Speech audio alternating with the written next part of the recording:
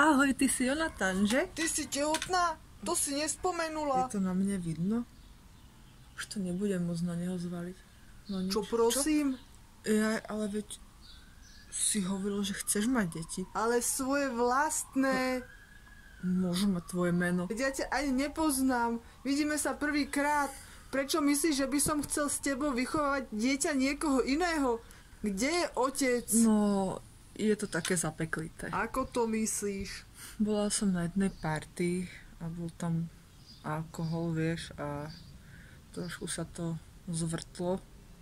A už 4 mesiace som takto. Jediné, čo mi po ňom ostalo, je tento prsteň. Veď to je môj. To fakt? Bola to party u Žondeka? Áno. Zdala si sa mi povedomá. Takže to je moje dieťa. Budem otec. Je to možné. Koľko máš vlastne rokov? 35. A máš vlastné bývanie? Bývam s rodičmi.